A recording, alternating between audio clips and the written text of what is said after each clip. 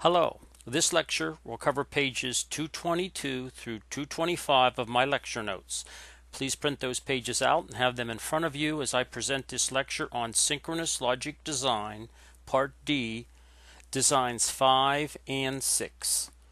We're going to start out on page 222, design number 5, and we're going to do this design together. Given a state machine with the state transition diagram shown below, design the circuit if it has 3 JK flip-flops, A, B, and C, 1 input, X, and 1 output, Y. Treat all unused states as don't cares. In the next couple problems, the designs, I'm going to give you a specification and you're going to have to come up with the state transition diagram. But in this problem here, in this design, I just want you to be able to go from a state transition diagram to your present state to next state table. If you look at your design sequence, I think it was on lecture notes page 210, right after you come up with the state transition diagram, it's all procedural from that point, but the next step is going to the present state to next state table. Here in this state transition diagram, I want you to notice that we have 5 states. We have a state here, 1, 2, 3, 4, and 5. And when you have 5 states, you need to have 3 flip-flops. Think about that. 1 flip-flop is only going to give you 2 states. Well, we need 5 states here. 2 flip-flops will only give you 4 states. Well, we need 5 states here. So we have to go to 3 flip-flops. Now, we're not going to use all 8 of those states, but in order to represent these states right here, we need 3 flip-flops, and I'm giving that to you up here in the specification. Now, we're going to put state 0, 0, 0 down here. This is A, B, C. You could label this Q2, Q1, and Q0 if you like. But I put state 0, 0, 0 down here, and for whatever reasons, we have a state 3 here, we have a state 1 here, we have a state 4 here, and we have a state 2 here. I want you to notice the convention I'm using here in this state transition diagram. When we're in this state here, for instance, we're in state 3. On a clock, if you have the asynchronous input X at a 0, when you're in state 3, and the asynchronous input X is at a 0, on that clock you'll proceed to state 1 and you'll produce no output. Notice in this state transition diagram, I have 1 asynchronous input, and it's X, and I have 1 output, it's Y. And I'm using this nomenclature here, this description of my diagram. Notice over here when we're in state 1. If you're in state 1 and the asynchronous input is a 1, you'll proceed to state 4 and you'll produce an output 1. I wrote this out here so you understand this 1 is the X asynchronous input, and this 1 down here is representing the output. Wherever output that is. That could be an output to drive a transistor or a relay or a solenoid or whatever. We're not worried about that right now. So when we have this state transition diagram, I want you to understand the next step is going to a present state to next state table. Now I want you to take a look at the way I set up these tables, because you're going to have, when the quiz and exam comes, you're going to have to go from a state transition diagram to a present to next state table. And I want you to notice that we have 1 asynchronous input, X, right there it was, here, if you will, here, if you will, here, if you will. It's this first literal here. And we have 3 flip-flops, A, B, and C, which we have set up here with 3 flip-flops. So we have a total of 4 inputs. We have these 3 feedback terms, and we have this asynchronous input X here. So with 4 inputs, total inputs, you're going to have 4 variable map. So we're going to label 0, 0, 0, 0 through 15, 1, 1, 1, 1. So you get all the sequence. And then we're going to fill in the rest of this table before we go to K-maps. So all you do is you go back here and you say to yourself, you keep this handy because you have to go from here. This tells the story to this present state to next state table. Let's take a look. You're in state 0 and the control input is a 0. So if you're in state 0, right here you are, and the control input is a 0, on the clock you go to state 3. If you're in state 0 and the control input is 0, on the next clock the next state is state 3. What if you're in state 1 and the asynchronous input is 0? You're in state 1, let's find it. And the asynchronous input is 0. On the next clock, you stay in state 1. You're in state 1, the asynchronous input is 0, you stay in state 1. What if you're in state 2 and the asynchronous input is 0? You're in state 2 and the asynchronous input is 0, you stay in state 2. What if you're in state 3 and the asynchronous input is 0? Well, if you look back at the state transition diagram, you go to state 1. If you're in state 4 and asynchronous input is 0, you're going to go to state 2. I'm sure you can find that on here and you can fill those in. Well, what about states 5, state 6, and state 7? They're the wasted states. We needed 3 flip-flops. So states 5, 6, and 7 don't exist here. What states exist? 0, a 1, a 2, a 3, and a 4. There's no 5, 6, or 7. So states 5, 6, and 7, I don't even care what's out here. They're don't cares. Right here, states 5, state 6, and state 7. When the input is a 1, the asynchronous input is a 1, we don't care because there's no states 5, 6, and 7. So they're don't cares, just like these are don't cares here. Let's do one more. You're in state 0 and the asynchronous input is a 1. You're in state 0 and the asynchronous input is a 1. You go to state 4, but you produce an output. The output Y goes to a 1. You're in state 0. Your asynchronous input is a 1. You go to state 4 and you produce an output of 1. You can fill in the rest of this just by going from your present state, from your state transition diagram, over to your present state to next state table. I want you to notice, make the change here on page 223. These are don't cares here.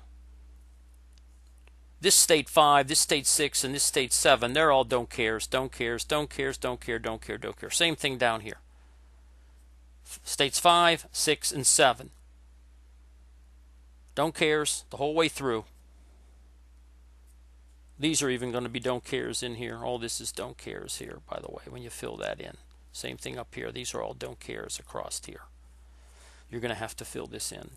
And then what we're going to do, and you have to take your time doing this. I mean, these state transition diagrams, wait till you see, I mean, you're going to read a specification, and it could be an automatic car wash. It could be putting up those deflection shields for the Cleons. A lot of different examples to show you. And then you go from that specification with your coworkers sitting in a conference room, drinking coffee, getting paid a lot of money, and you write this on the board from the specification. It tells the story, and then you go over to here. Next thing you have to do is put in your JA, KA, JB, KB, and JC, KC, your inputs to your flip-flops.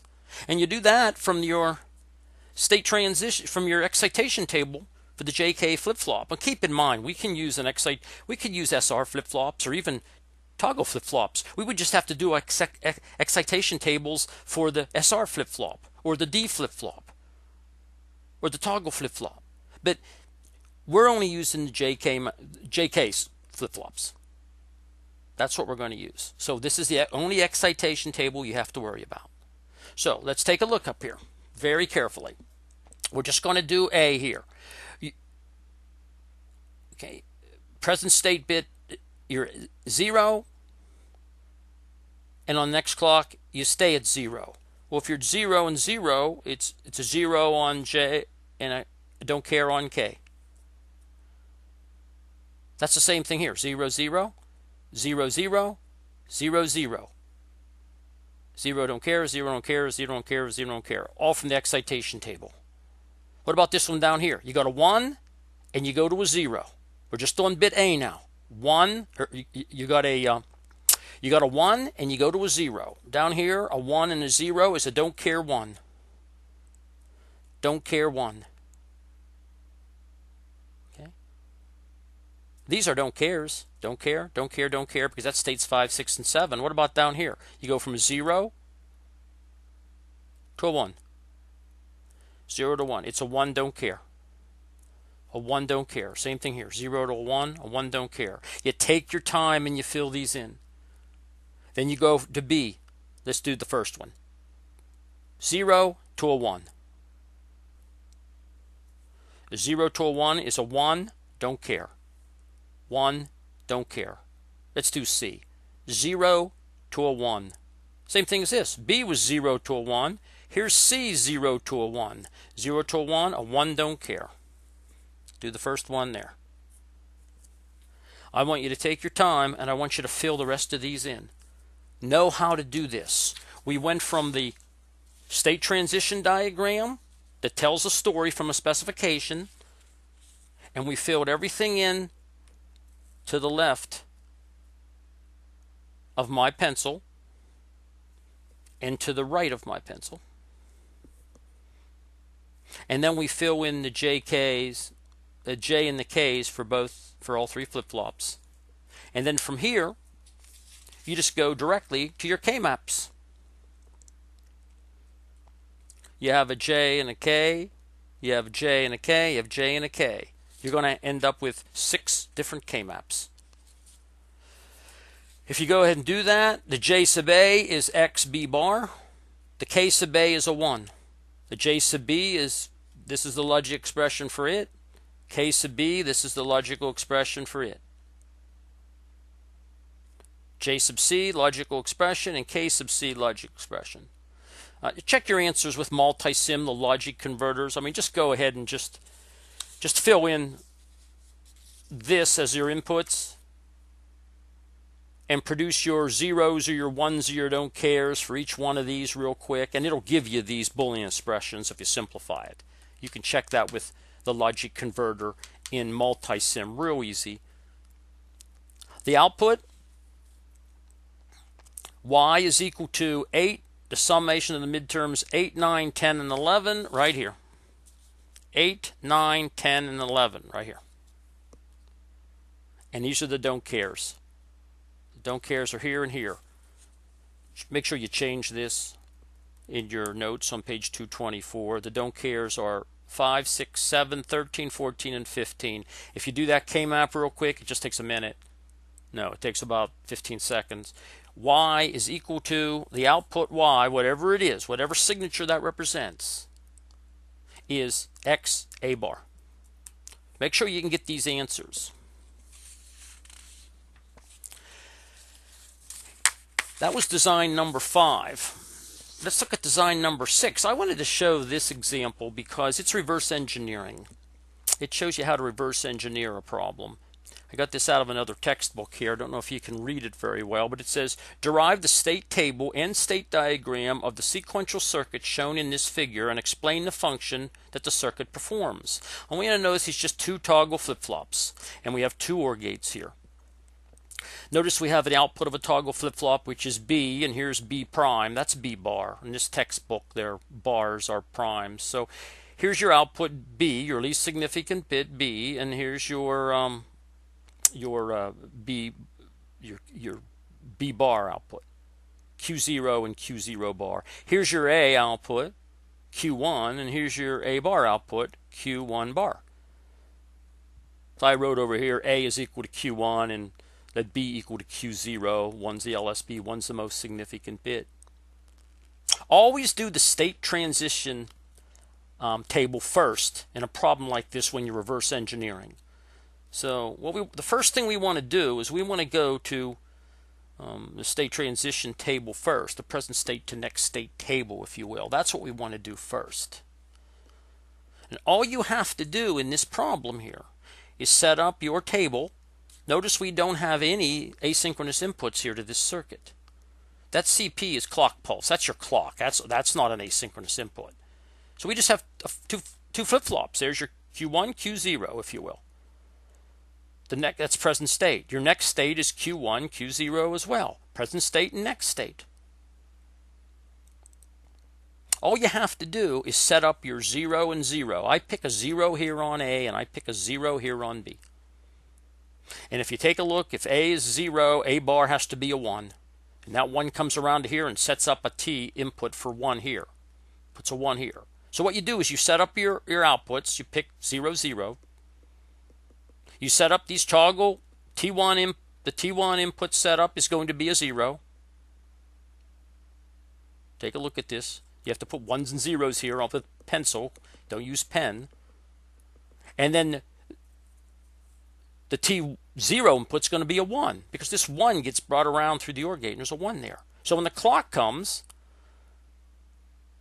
what you're going to do is T1's not going to toggle. Q1's not going to toggle. And T0 is going to toggle. So I want you to notice here that when we set that up, Q0 toggles and Q1 doesn't toggle. Then you set up that. That's your next state. You went from 0 to a 1. Then you set up your 1. Set up a 1 here. Set up a 0 here. And set up a 1 here. Set up your inputs, 1 and a 1. They're both going to toggle. If there's a 1 here and a 1 here, the clock comes again. 0 goes to a 1 and the 1 goes to a 0. So you went from state 1 to state 2. Then you bring your 2 down here. Set up your T inputs, a 1 and a 0. You have a 1 here. Q1's going to toggle from 1 to a 0. You have a 0 here. Q0 is not going to toggle. You're back to 0. You're back to this point.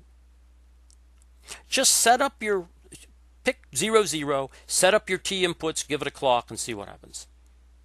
Then bring this and put it down here. Set up your T inputs, give it a clock, and see what happens. Then bring this down here. Set up your T inputs, give it a clock. Notice you're going from, if you take a look at this, you're going from 0 to a 1 to a 2. 0 to a 1 to a 2. 0 to a 1 to a 2. This is just a state counter circuit. It counts 0, 1, 2, 0, 1, 2. That's all this circuit does. Now you're going to have something like this on a quiz. And I'll give you a little hint. You may have a control input. You may have one control input that maybe it comes in and makes a 3-input gate here. You have an X coming in here, and it goes here, and it goes here. You just put it down here, and you'll have 3. You'll have a controlled input, and you'll have 2 flip-flops. So you have a total of 3 inputs. And these don't have to be OR gates. They could be AND gates. They could be NAND gates. They could be exclusive OR gates. All you do is make sure you know how to set up this present state to next state table. Just like I showed you. You put down your asynchronous inputs and your number of flip-flops here. This didn't have any asynchronous inputs, so we don't have any here. It just had the 2 flip-flops. Then you put up your next states. You always start with the state transition table, the present state to next state table first when you're reverse engineering like this. And then you move from here to your state transition diagram. That's the last step you come up with. And that's design number 6. So as a review, in this important lecture, design number 5, I showed you how to go from a state transition diagram to a present state to next state table to realization of the circuit with K-maps. And I said, how many K-maps are you going to need? Well, how many variable K-maps are you going to need? You're going to need 4 variable K-maps. And how many K-maps are you going to have to do? You're going to have to do 1, 2, 3, 4, 5, 6 to get the inputs to The first flip-flop, the second flip-flop, and the third flip-flop, and then you have a seventh K-map, which gives you your output. And these were your expressions. Make sure you know how to get these Boolean expressions. And then finally, in design number 6, I showed you how to take a circuit and reverse engineer it to a present state to next state table, and finally to the state transition diagram. And that concludes this lecture.